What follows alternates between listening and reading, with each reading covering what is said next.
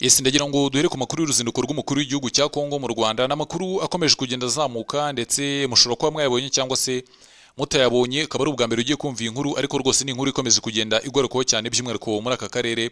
Ni uruzinduko rukomeje kuvugisha benshi ndetse ibitangazamakuru bikomeye cyane kuri uyu mugabane wa Afurika byamaze kuba byandika ndetse no ku mugabane w'i Burayi bandika ku ruzinduko Antoine Felix Tshisekedi agiye kugirira i Kigali. Igihe azagira uruzinduko ntabwo kiramenyekana ariko ndaje tubyinjiremo byose mbabwire uruzinduko agiye kugira mu Rwanda. Se rugamije iki? Ese ni ryari? Ese bimeze bite? Se yaba ariyo ntambwe yo gukemura ibibazo biri hagati y'u Rwanda ndetse na Kongo? Ese ninde ugomba kubahuriza i Kigali? Ibi byose ndaje tubyinjiremo cyane. Leta zunze ubumwe za Amerika nazo turaza kuzigaruka kuko iyi ngingo iraza kuba irimo Leta zunze ubumwe za Amerika, irimo Burkina Faso, irimo Kongo ndetse n'u Rwanda. Ubwo ni ibihugu bigera kuri bine tugomba kuba twagenda tuganiraho ubundi ibintu bikarushaho kugenda bimera neza cyane. Ni inkuru nabonye ikomeje kugenda ivugisha abantu benshi by'umwihariko hano mu karere, bagaruka ku mubano w'ibihugu byombi ndetse yaba n'abakuru b'ibihugu ubwabo, yaba no mu mubano wabo ku giti cyabo cyangwa se umubano wabo wihariye. Bamwe bavuga bati rwose biragoye ko uruzinduko rwaba cyangwa se biragoye ko abantu babona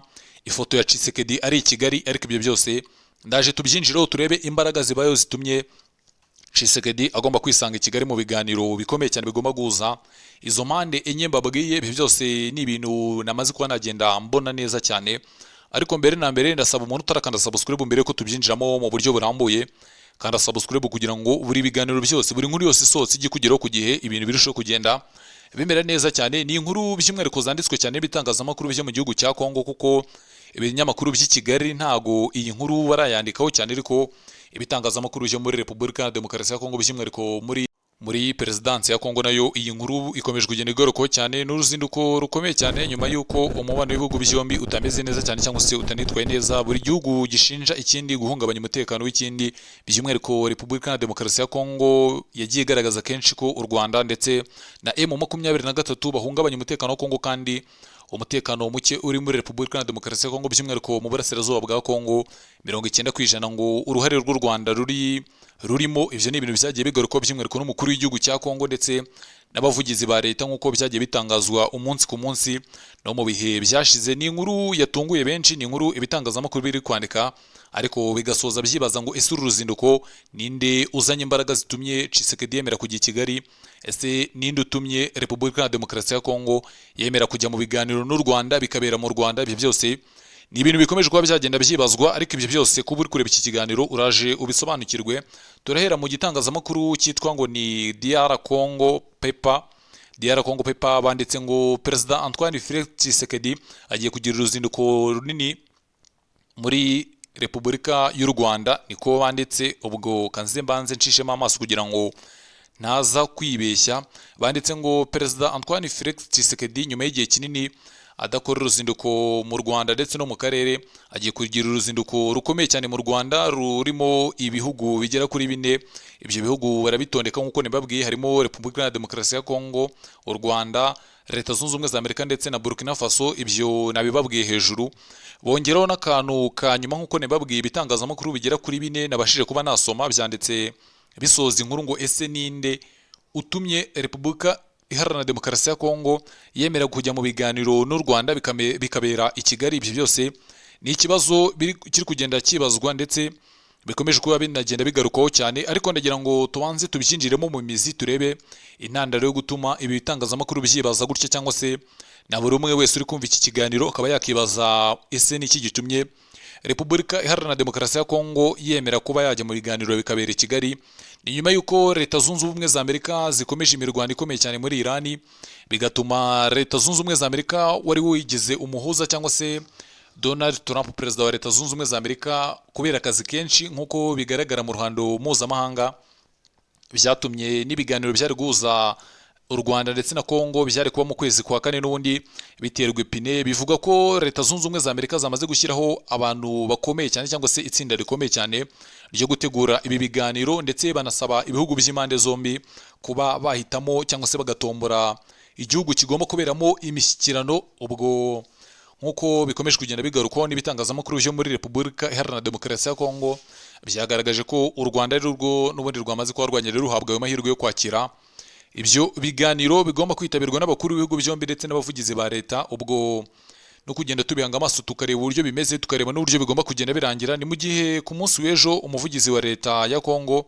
yagarutse ku nkuru ikomeye cyane yanatunguye benshi, agaragaza ko Uburundi bwamaze kuba bwagenda butegura umugambi ukomeye cyane, ndetse ngo bafatanyijemo na Repubulika Iharanira Demokarasi ya Kongo, ngo n'abandi baterankunga atashatse kuba yagarukaho, wo kuba bagenda bashyira ngo umutekano mwiza ndetse banatanga iherezo ry'intambara muri Repubulika Iharanira Demokarasi ya Kongo. Ariko bavuga ko ngo uyu mugambi cyangwa se iryo tsinda ryamaze kuba ryagenda ryihuza, n'ubundi ngo ingaruka nyinshi zizagera ku Rwanda. Ibyo ni ibintu byagiye bitangazwa umunsi ku munsi, ndetse binagarukaho n'abanyamakuru bakomeye cyane muri Repubulika Iharanira Demokarasi ya Kongo, by'umwihariko ibitangazamakuru byandika ndetse na televiziyo y'igihugu nayo. Iyo nkuru yaratambutse ku munsi w'ejo, bagaruka ku ruzinduko umukuru w'igihugu cya Kongo agomba kugirira mu Rwanda, banagaruka no kuri ibyo byatangajwe n'umuvugizi wa leta. Umuvugizi wa leta agarukaga kuri icyo gitero ngo kiri gutegurwa kigomba kugabwa ku Rwanda, ndetse kiganashyira iherezo ku bibazo biri muri Repubulika Iharanira Demokarasi ya Kongo, kuko ngo niwo muti w'ikibazo babona rwose ngo warangize iki kibazo. Ibyo ni ibintu byakomeje kugenda bigarukaho, binagaragara ko rwose binashoboka ko Repubulika Iharanira Demokarasi ya Kongo ku munota wa nyuma cyangwa se ku isegonda rya nyuma ishobora kwanga ibi biganiro bigomba kubera i Kigali, nk'uko biri kugenda bihinduka. Update ziri kugenda zisohoka nuko Perezidansi ya Kongo ikimara kubona ibyo bintu, ndetse ikimara no kuba yakumva ko Leta Zunze Ubumwe za Amerika yamaze kwerekana u Rwanda nk'ugomba kwakira ibiganiro, rwose ngo bivugwa ko Perezida Tshisekedi ntago aragira icyo abivugaho, ndetse nabo muri Perezidansi ngo bari kuvugira mu matamatama bavuga ko rwose ngo binagoye ko Repubulika Iharanira Demokarasi ya Kongo yakemera ibiganiro bikaba byabera mu Rwanda. Icyo cyagaragara nk'agasuzuguro, ndetse nk'uko binatangazwa n'umuvugizi wa leta ndetse n'abandi banyapolitike bagiye batandukanye muri Repubulika Iharanira Demokarasi ya Kongo bagiye babigarukaho. Nabonye igitangazamakuru cya leta, iyi nkuru yanditswe n'igitangazamakuru cya leta, rwose iyo nkuru n'ubundi iba ari inkuru mpamo, kandi aba ari inkuru wakizera ku kigero cyo hejuru gifatika. Ubwo no kugenda tubihanga amaso tukareba uburyo bimeze, tukareba n'uburyo bigomba kugenda birangira. Ariko icyo nakubwira cyo nuko Leta Zunze Ubumwe za Amerika zo zamaze gutanga umurongo, kandi ikibazo ari iki gihe n'ubundi bikaba byagenda bijya ku murongo. Ubwo no kubihanga amaso tukareba ko leta ya Kinshasa cyangwa se leta ya Kongo n'ubundi yemerera ibiganiro, cyangwa se igomba kohereza umuntu i Kigali akaza mu biganiro. Ubwo u Rwanda rwo rwamaze kwemera ko rwajya mu biganiro, by'umwihariko rugira n'amahirwe ibiganiro bigaragara ko byabera n'i Kigali mu gihe byaba. Ibyo byose u Rwanda rwagaragaje ko rwiteguye, kandi rwanatanga umusanzu warwo muri ibyo biganiro bigomba guhuza impande zombi. Perezida wa Burkina Faso nawe ni umwe mu bagomba kwitabira ibi biganiro, ndetse azaba yagiriye n'uruzinduko mu Rwanda, aho azaba aje kureba byinshi byagezweho, ndetse byanavuzwe ko leta ya Burkina Faso hari ubufatanye ndetse n'amasezerano bagomba gusinyana na guverinoma y'u Rwanda. Ibyo ni ibizaba bimuzanye, ariko akanitabira iyo nama ikomeye cyane nk'umwe mu bayobozi b'icyitegererezo kuri uyu mugabane wa Afurika. Nabonye na Perezida w'u Burundi Evariste Ndayishimiye cyangwa se Neva yagiriye uruzinduko rukomeye cyane rw'akazi muri Burkina Faso, aho yahuye na mugenzi we Ibrahima Traoré wa Burkina Faso, baganira kuri byinshi, ndetse banagaruka no ku mutekano w'akarere, by'umwihariko nk'umuyobozi wako Evariste Ndayishimiye anagaragaza zimwe mu mbogamizi babona, ndetse banasinya amwe mu masezerano akomeye cyane arimo ibijyanye n'umutekano, by'umwihariko ingufu za gisirikare, ndetse n'ibijyanye n'ubucuruzi hagati y'u Burundi ndetse na Repubulika ya Burkina Faso. Ibyo ni ibyari bigezweho mu bitangazamakuru, tuba tugerageje kugenda tubinyuranyuramo tubisasanura mu minota mike tuba dufite, kugira ngo mumenye uburyo ibintu bimeze, musobanukirwe, ndetse munamenye aho isi igeze muri politike, diplomasi n'ibindi bigiye bitandukanye. Mukande subscribe rero kugira ngo buri nkuru yose, buri kiganiro cyose gisohotse rwose kijye kikugeraho ku gihe. Iyo ufunguye akazogera biba byiza kurushaho, kuko buri kiganiro cyose gisohotse kikugeraho rwose mu bambere, ukamenya amakuru mu bambere, ibintu bikarushaho kugenda bimera neza cyane.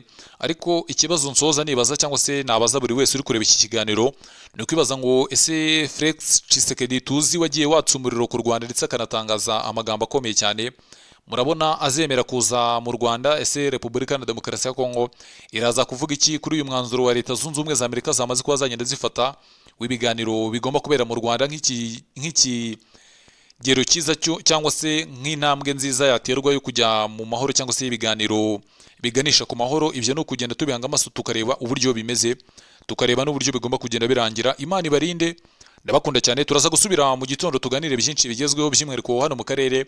Mu gihugu cya Uganda nabonye abaminisitiri bagera kuri 4 bavanywe mu nshingano ndetse baranirukanwa burundu mu kazi ka leta.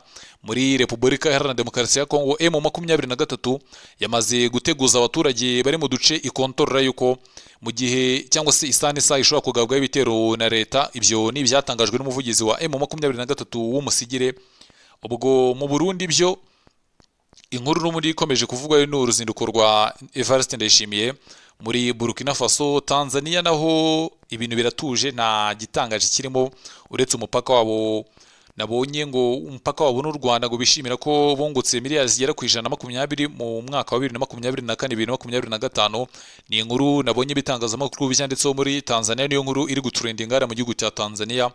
Ubwo muri Kenya ho ibintu bihora ari ibibazo, ni imyigaragambyo ikomeye cyane yaguyemo abantu bagera kuri 3, abandi 8 barakomereka. Bivuga ko 2 barashwe n'umupolisi, undi umwe aza kugwirwa na bagenzi be, aza gushiramo umwuka. Ubwo no kugenda tubihanga amaso tukareba uburyo bimeze. Ibitangazamakuru byano mu karere tugerageje kubinyuramo. Mu Rwanda ho nibisanzwe amahoro ni yose. Nabonye kimwe mu bikomeje kugenda bigaruka n'ubundi n'urwo ruzinduko rwa Tshisekedi rushobora kuza kubera i Kigali mu gihe Repubulika Iharanira Demokarasi ya Kongo yakemera ibiganiro. Ubwo turaza gusubira mu gitondo. Imana ibarinde, ndabakunda cyane. Ciao ciao.